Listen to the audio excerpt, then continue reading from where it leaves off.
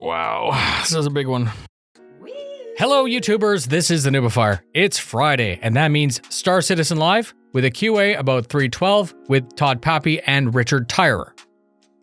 There was some really big issues with Twitch, which cut out big chunks of the stream, but I was able to piece most of it together for you. Here's what you need to know in 3 minutes and 52 seconds. In 3.12, they're planning to add V1 reputation onto the mission givers except Rudo.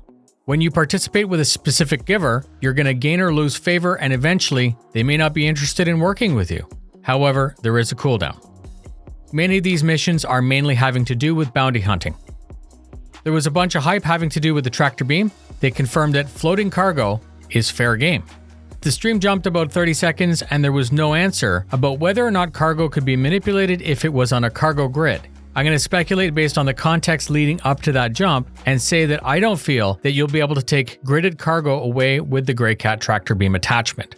Only the person who starts a refinery job can collect on the order, so no team collection. Many jobs can be started and run concurrently at the new refinery. They confirmed that 1,500 meters is the maximum reliable range to shoot at, and that the Scope 0 has a maximum setting of 2,000 meters.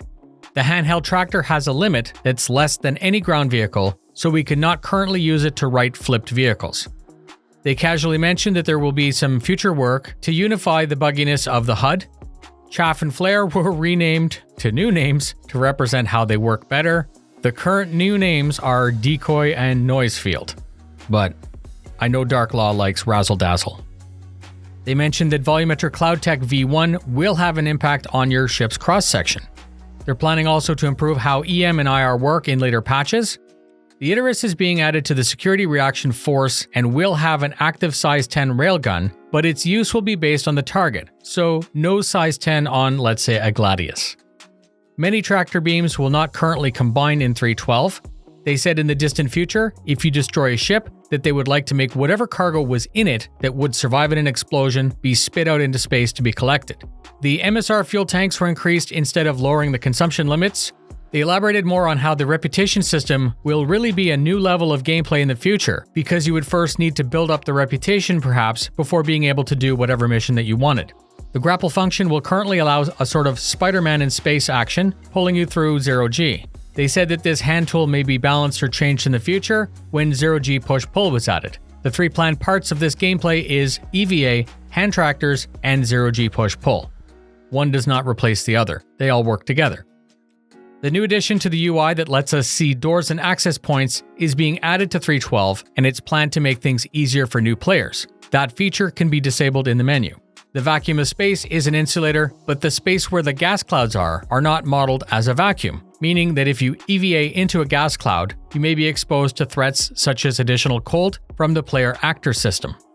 They reminded us that the size of the box does not represent the mass of the box based on what's in it, but they do plan to make a warning to indicate if the player is trying to pick up something too massive for the tractor beam. They confirmed that the interior of the Icarus will not be boardable in 3.12. For testing, each Lagrange point in 3.12 will have a unique gas cloud for us to explore. Todd confirmed that this would be adjusted in the future. He also confirmed that each patch is up for wipe based on the exploits and the cheats. He thanked us for testing to the point of destruction as it identifies where work needs to be applied. And they did not confirm whether or not there would be a wipe for 3.12. Todd confirmed that more tuning was done on the Icarus since the Invictus Flight Week, ensuring we won't be able to simply bully it onto a planet or blow it up easily. In 3.12, using a hand tool against a player was disabled.